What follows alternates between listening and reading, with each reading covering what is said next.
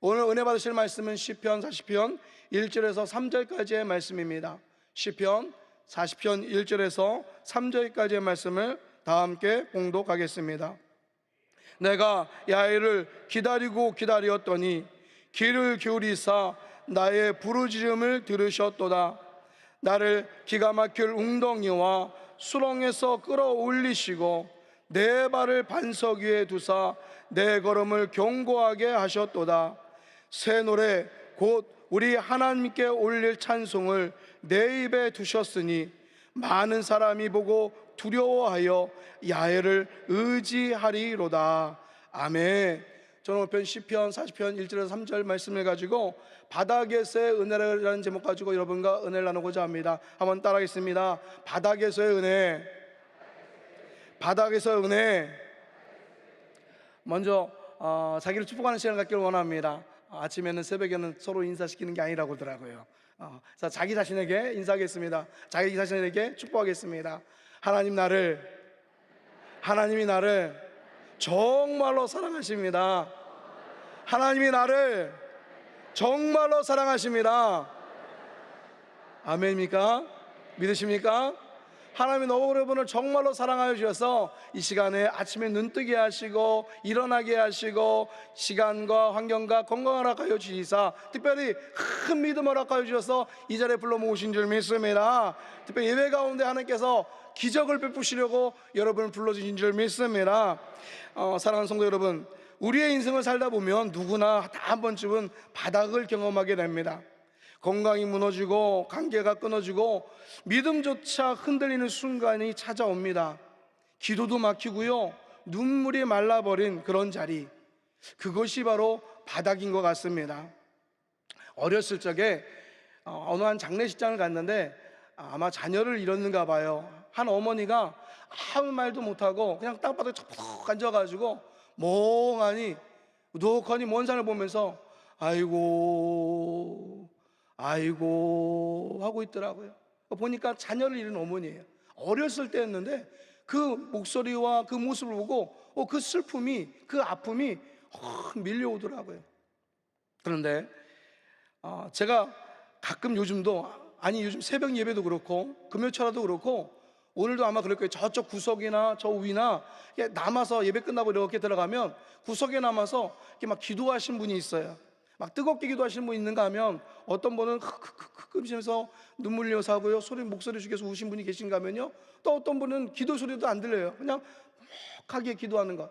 어저께도 새벽 예배 끝나고 저 바깥에 나가는데 무릎을 꿇고 십자가 앞에서 그냥 아무 소리 없이 기도하는 모습을 보았어요. 그 모습을 볼 때 그때 있었던 그 먹먹함이 확 밀려와가지고 잠시 서서 기도나 그 모습을 방해하기 싫어서 잠시 마음속으로 기도해드리고 왔습니다. 그런데 놀라운 사실이 있습니다. 하나님은 그 바닥에서 일하시는 줄 믿습니다. 우리가 다 포기한 그 자리, 우리가 낭망한 자리, 우리가 절망 가운데 슬픔 가운데 신음조차 낼 수 없는 그 자리에서 하나님은 새 일을 일하실 줄 믿습니다. 대학교 1학년 때였을 거예요. 여름방학 때 친구가 안동에 사는 친구가 있었는데 그 친구가 갑자기 저에게 자기네 집에 놀러를 가자는 거예요. 방학 때였고 또 그 친구는 소아마비로 몸이 약간 불편한 친구였는데 내성적인 친구였습니다. 근데 제가 외형적일까요? 내성적일까요? 극2입니다. 완전 외향적입니다. 그러니까 그 친구는 저의 그런 외향적인 모습이 좋아서 상당히 저를 그렇게 가까이 하려고 했고, 저는 반대로 너무 외향적인데 그 친구는 너무 지적이고 또 착하고 몸이 불편하다 보니까 그래서 그 친구를 상당히 좋아했습니다. 어떤 그 친구가 자기네 집에 가는데 방학 때 올방에는 꼭 같이 가고 싶으니까 한번 같이 가자. 그래서 갔어요. 갈 때는 좋았는데 가서 안동에 유명한 것이 낙동강이라는 데이 있어요. 근데 그 상 위에 갑자기 여름 때니까 친구가 수영을 하러 가자고 그러더라고요. 근데 제가 좋았을까요? 싫었을까요? 싫었어요. 이유는 제가 수영을 못해요. 운동을 다 잘하는데 웬만한 운동을 웬만큼 하는데 수영만은 못해요. 왜냐면 어릴 때 빠져 죽을 뻔한 몇 번이 있어가지고 수영을 하기 싫어가지고 수영장 가기 싫었는데 가까운 상류 쪽이니까 그래서 물가에 좀 놀자고 그래서 갔는데 아닌가 틀릴까 이 친구는 몸이 불평성함에도 불구하고 낙동강에서 자라다 보니까 수영이 물찬 제비예요. 엄청나게 잘합니다. 그래서 이 상류에서 요만큼 이렇게 지나가면서 수영을 팍 하면서 반대쪽에서 저보고 종현아 넘어와 그러는 거예요. 순간 제가 어땠을까요? 저도 치기 싫어하고 웬만한 운동을 잘하기 때문에 보니까 여기서 요만큼만 넘어가면 충분히 넘어갈 수 있을 것 같아요. 그래서 그래, 내가 숨이 기니까 잠수를 해서 넘어가리라. 그래서 푹 빠지고 후 하고 갔어요. 그리고 이제 다 왔자고 딱 섰는데 어떻게 됐을까요? 발이 안 닿는 거예요.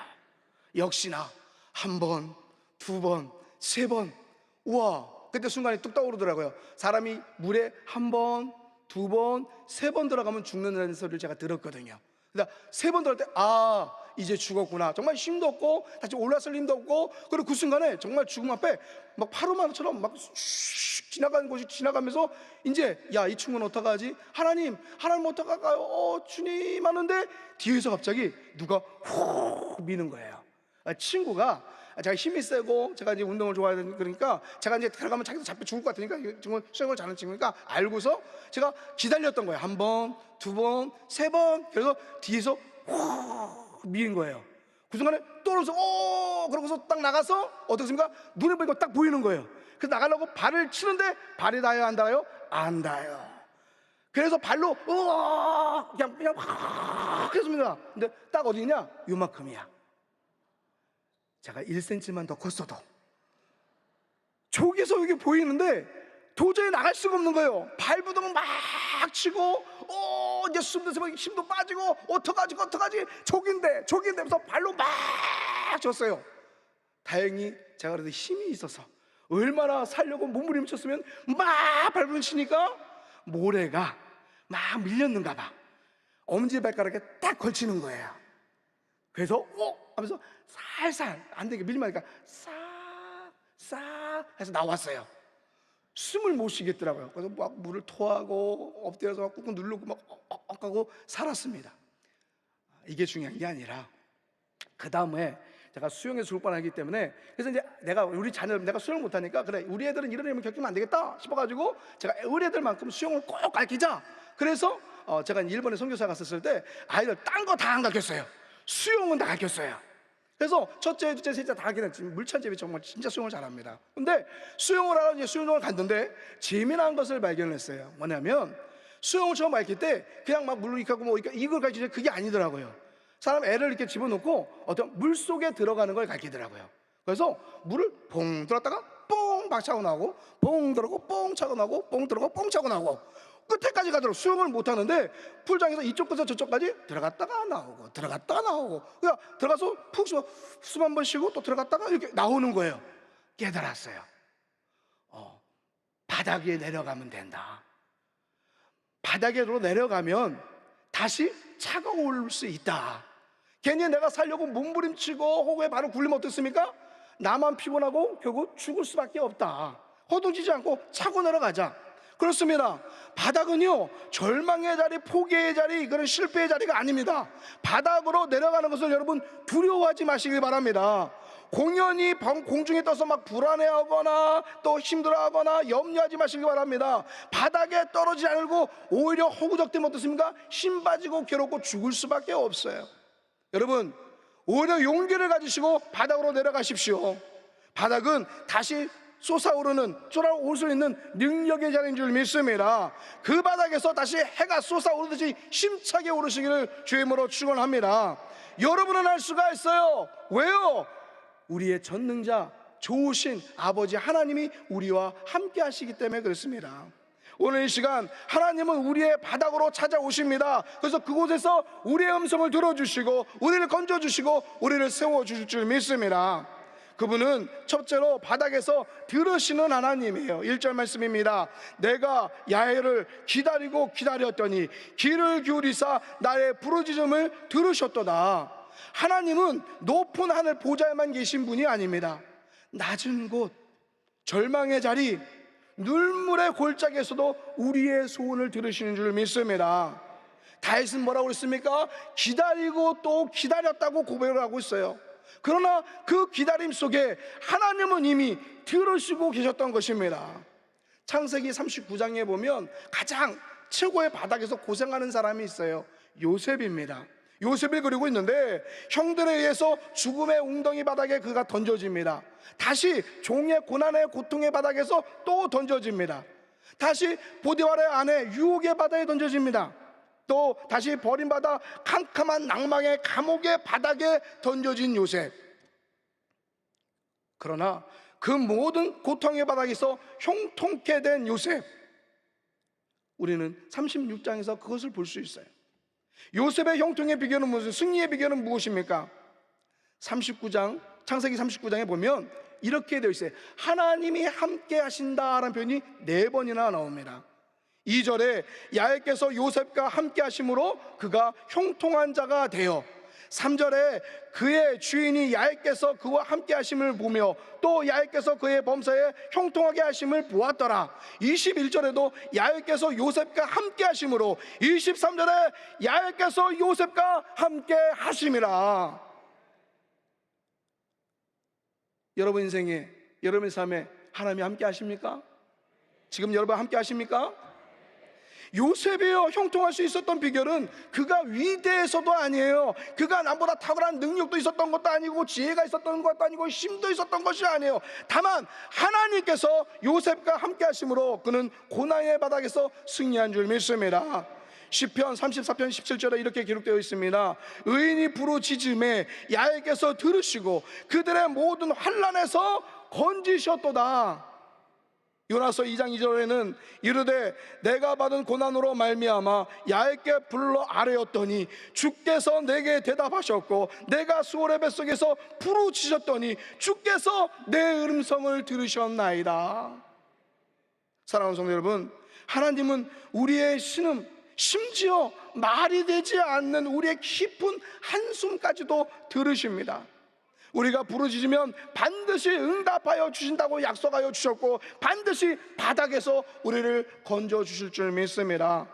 그래서 그분은 둘째로 바닥에서 건지시는 하나님이에요. 따라하겠습니다. 바닥에서 건지시는, 바닥에서 건지시는 우리 좋으신 하나님. 아멘입니까?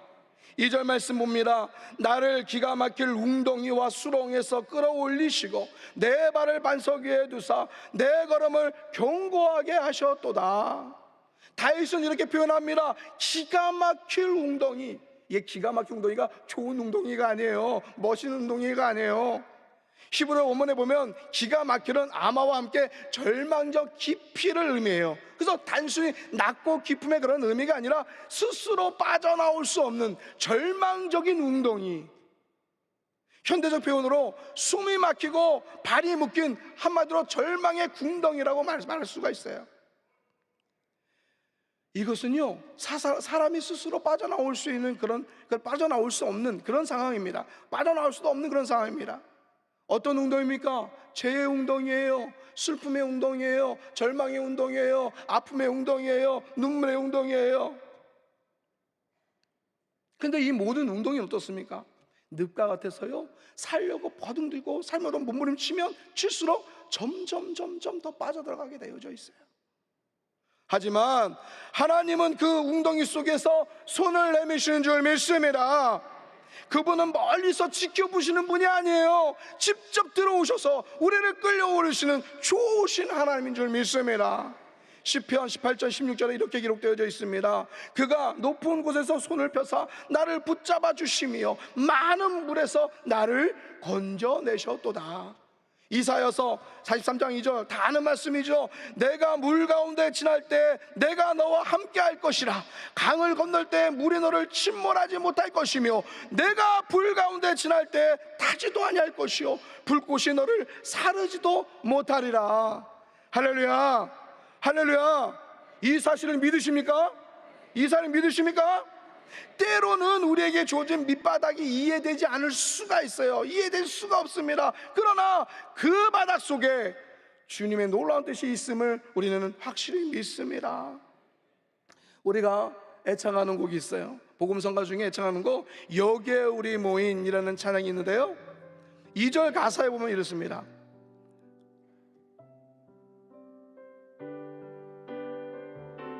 한번 같이 할게요. 주님이 2절입니다. 주님이 뜻하시니 헤아리기 어렵더라도 언제나 뜻 안에 내가 있음을. 우리 후렴합시다. 후렴. 이 믿음 더욱 곳으로 주가 지켜주신다.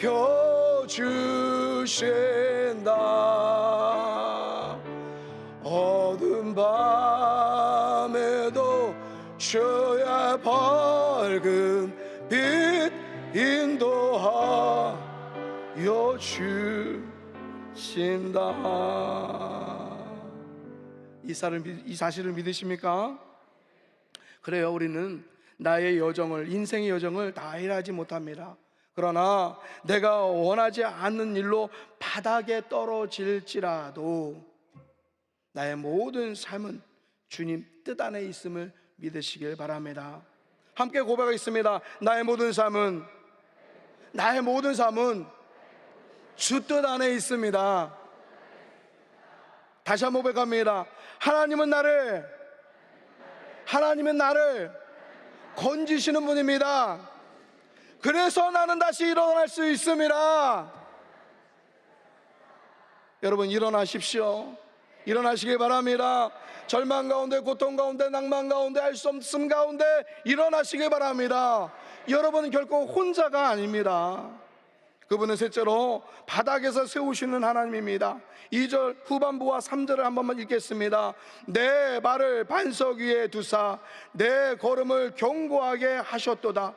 새 노래 곧 우리 하나님께 올릴 찬송을 내 입에 두셨으니 많은 사람이 보고 두려워하여 야훼를 의지하리로다. 아멘. 이사야서 63장 3절입니다.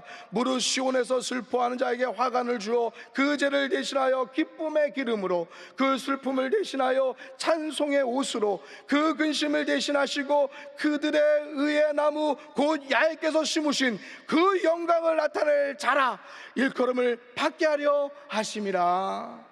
하나님께서는 죄 대신에 기쁨을 주신다고 하셨습니다. 슬픔 대신에 찬송을 주신다고 말씀하셨어요. 근심 대신에 은을 우리에게 주십니다. 자, 그러면 하나님께서 바닥을 통해 우리에게 무엇을 원하시고 계십니까? 하나님은 바닥을 통해 우리를 낮추시길 원하시고 계시는 거예요. 부자는요, 가난한 자의 마음을 알 수가 없어요. 건강한 사람은요, 아픈 자의 심령을 이해할 수도 없습니다. 권력을 가진 자는 힘없는 자의 그 애안을 알 수가 없어요. 그래서 게테는 말합니다. 눈물 젖은 빵을 먹고 보지 못한 자는 인생을 논하지 말라라고 얘기를 해요. 우리의 밑바닥은 어떤 자리입니까? 바로 자신의 계획과 경험과 능력을 깨트리는 자리인 줄 믿습니다. 자기 힘으로 모든 것을 할 수 있다는 교만을 깨트리는 그 자리인 줄 믿습니다. 무너뜨리는 자리인 줄 믿습니다. 내가 지금 바닥에 머물고 있다면 여러분, 자신을 낮추고 위대하신 하나님을 바라보시기를 주의 이름으로 축원합니다. 하나님은 교만한 자를 대적하시고 겸손한 자를 다시 일으켜 세우실 줄 믿습니다. 하늘 보좌로 높이 올려주실 줄 믿습니다. 그리고 하나님은 바닥을 통해서 포기를 가르쳐 주셔요. 바닥에 내려가면요, 모든 것을 내려놓게 수밖에 없어요. 여러분, 큰 풍랑이 있는 가운데 있는 배를 한번 보십시오. 풍랑이 막 일면요, 뭐부터 버려요? 짐부터 버려요. 파도에 빠질까봐, 파손될까봐 큰 배에 있는 거 짐부터 막 버려야 그들이 살 수가 있어요. 마찬가지로 하나님은 인생의 풍랑을 통해서 내가 지금까지 버리지 못한 것을 버리게 만들어요. 뭘 버리게 만듭니까? 자존심을 버리게 만들어요. 이기적인 생각을 버리게 만들어요. 나의 교만한 마음을 버리게 만들어요. 그리고 세상적 욕심과 탐욕을 버리게 만드십니다. 그래서 내가 지금까지 붙잡고 있던 세상의 그 모든 줄을 놓게 하십니다. 그러므로 오늘 우리가 바닥에 있는 것은 우리를 결박하고 있는 모든 끈을 끊을 수 있는 축복의 자리임을 믿습니다. 축복의 기회를 우리에게 주신 하나님의 그 능력이고 은혜인 줄 믿으시길 바랍니다. 지금 벌써 완연한 가을이 되어졌어요. 바깥에 보면요, 얼마 전까지만 해도 싱그러운 그런 파랗다는 그런 파란 나뭇잎들이 지금 벌써 빨갛게 되고 노랗게 되어졌어요. 좀 있으면 어떻습니까? 다 낙엽으로 떨어집니다. 왜 나무는 가을이 되면 자신의 모든 옷을 벗을까요? 왜 그럴까요? 이유는 그렇습니다. 바로 새 봄을 맞이하기 위해서 자신의 옷을 벗는 거예요. 그래서 바닥은 바로 자신의 내면을 살펴보아야 할 자리인 줄 믿습니다. 지금 내가 포기하고 던져버리고 꺼낼 것이 무언가를 점검하는 시간이 되어야 될 줄 믿습니다. 결단의 시간이 되어야 될 줄 믿습니다. 결혼을 맺겠습니다. 사랑하는 성도 여러분, 바닥은요 끝이 아니에요. 여러분, 바닥은 결코 끝이 아닙니다. 낭망하지 마세요. 너무 슬퍼하지 마세요. 너무 눈물이 치지 마세요. 그 바닥은 하나님께서 나를 변화시키시고 내 삶, 우리의 삶을 아름답게 만드시는 축복의 은하가 되어줄 줄 믿습니다. 결론을 맺겠습니다. 사랑하는 성도 여러분, 바닥은 끝이 아니에요. 은혜의 시작입니다. 하나님은 우리의 절망의 바닥을 은혜 밭으로 만들어 주실 줄 믿습니다. 하나님께서는 그곳에서 우리를 들으시고 우리를 건지시고 우리를 세워 주실 줄 믿습니다. 혹시 오늘 여러분 중에 지금 바닥을 걷고 계시는 분 계십니까? 너무 슬퍼서 눈물이 마른 분 계십니까? 하나님 말씀하십니다. 내가 내 바닥을 은혜의 시간으로 삼으리라. 축복의 시간으로 삼으리라. 능력의 시간으로 삼으리라. 기도드리겠습니다. 살아계신 하나님 아버지, 오늘 이 시간 우리를 새롭게 하시는 성령님의 능력을 사모합니다. 주님께서 우리를 웅덩이에서 건지셨듯 이제 모든 질병과 묶음의 수렁에서 끌어올려 주시옵소서. 예수 그리스도 이름으로 명하노니 모든 두려움은 떠나갈지어다. 모든 절망의 영혼 묶음을 놓고 떠나가라, 떠나가라, 떠나가라. 모든 암세포와 통증은 예수 이름으로 소멸될지어다. 심장과 폐와 간과 신장과 혈관이 새롭게 될지어다. 우울증과 불안, 수면장애는 예수 이름으로 떠나갈지어다. 몸의 모든 수치는 정상으로 돌아올지어다. 하나님, 우리의 몸과 마음을 반석 위에 세워 주시옵소서. 흔들리던 믿음이 견고해지게 하여 주시옵소서. 연약한 무릎에 힘을 얻게 하여 주시옵소서.